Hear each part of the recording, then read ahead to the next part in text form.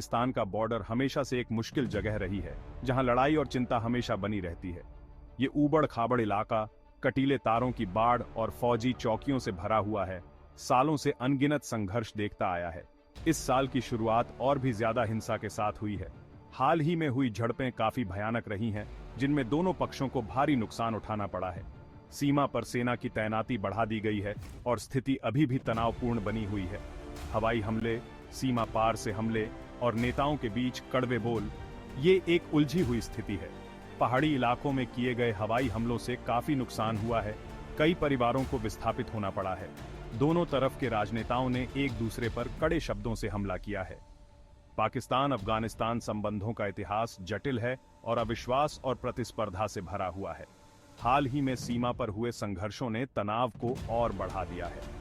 विश्लेषक इस क्षेत्र में चल रहे भू राजनीतिक मुद्दों की बारीकी से जांच कर रहे हैं। फिर शायद हम चीजों को और शांतिपूर्ण बनाने का तरीका खोज सकते हैं। शांति वार्ता और बातचीत हुई है, जिसमें दोनों पक्षों ने संघर्ष को समाप्त करने की इच्छा व्यक्त की है। सामुदायिक सभाएं भी आशा की किरण रही हैं।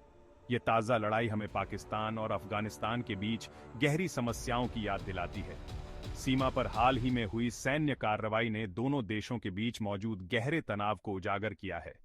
विश्लेषक दक्षिण एशिया में संघर्षों की जांच कर रहे हैं। उनका एक साझा इतिहास है, जो अविश्वास, प्रतिस्पर्धा और अफगानिस्तान में चल रहे युद्ध के संघर्षों से भरा है। अफगानिस्तान में चल रहे युद्ध ने स्थिति को और भी जटिल बना दिया है।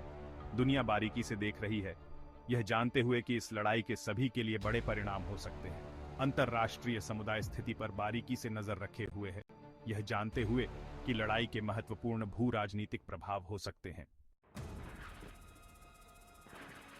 दिसंबर 2026 में पाकिस्तान अफगानिस्तान सीमा पर लड़ाई बहुत ज्यादा बढ़ गई। पहले से ही अस्थिरता के लिए जाना जाने वाला यह क्षेत्र उस महीने अभूतपूर्व हिंसा का गवाह बना। पाकिस्तानी विमानों ने अफगानिस्तान में कई जगहों पर हमले किए, खासकर पक्तिका प्रांत में। ये हवाई हमले एक बड़े सैन्य अभियान का हिस्सा थे, जिसका उद्देश्य आतंकवादी नेटवर्क को नष्ट करना था।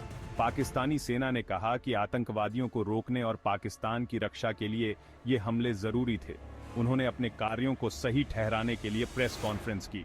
हवाई हमलों के बाद के दृश्यों ने एक भयावह तस्वीर पेश की। समाचार रिपोर्टों में नागरिक बुनियादी ढांचे को हुए व्यापक नुकसान को दिखाया गया। तालिबान ने कहा कि हवाई हमले गलत थे और उनके देश की स्वतंत्रता का उल्लंघन करते हैं। उन्होंने पाकिस्तान पर जबरदस्त आक्रामकता का आरोप लगाते हुए हमलों की कड़ी निंदा की। उन्होंने कहा कि महिलाओं और बच्चों सहित कई नागरिक मारे गए। इस संघर्ष में जान माल का भारी नुकसान हुआ। इसके बाद तालिबान ने पाकिस्तानी सैन्य चौकियों पर हमला कर दिया, जिससे स्थिति और भी खराब हो गई। इन हमलों ने संघर्ष को और बढ़ा दिया। पाकिस्तान कहता है कि वे अफगानिस्तान से आने वाले आतंकवाद से लड़ रहे हैं। वे तहरीक-ए-तालिबान पाकिस्तान (TTP) को दोषी ठहराते हैं। TTP पाकिस्तान में हमले करता है। पाकिस्तान का कहना है कि तालिबान सरकार TTP को नहीं रोक रही है। उनका कहना है कि TTP के पास अफगानिस्तान में सुरक्षित ठिकाने हैं। पाकिस्तान का कहना है कि हवाई हमले जरूरी थे। अफगानिस्तान पर कब्जा करने के बाद से तालिबान चाहता है कि हर कोई उनके देश और उसकी आजादी का सम्मान करे। उनका कहना है कि सीमा पार पाकिस्तान के हमले अंतर्राष्ट्रीय कानून तोड़ते हैं। तालिबान का कहना है कि नागरिक मौतें पाकिस्तान के हमलों की भयानक मानवीय कीमत को दिखाती हैं। मौजूदा समस्याओं की जड़ें एक लंबे और कठिन इतिहास में गहराई से जुड़ी हुई हैं। ड्यूरंड लाइन की कहानी औपनिवेशिक महत्वाकांक्षा, भू राजनीतिक चालबाजी और स्थायी संघर्ष की कहानी है। यह सब 19वीं सदी के अंत में शुरू हुआ, जब ब्रिटिश साम्राज्य ने भारत में अपने उत्तर पश्चिमी सीमांत को सुरक्षित करने की कोशिश की। 1893 में ब्रिटिश भारत और अफगानिस्तान के बीच की सीमा के रूप में बनाई गई ड्यूरंड लाइन 100 साल से भी ज्यादा समय से एक समस्या बनी हुई है। अफगानिस्तान इस बात से सहमत नहीं है कि ड्यूरंड लाइन असली सीमा है।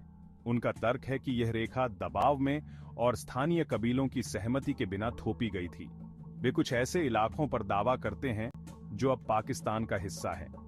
पश्तून जनजातियां विशेष रूप से खुद को इस मनमानी रेखा से विभाजित पाती है, जिससे अन्याय और प्रतिरोध की भावना पैदा होती है।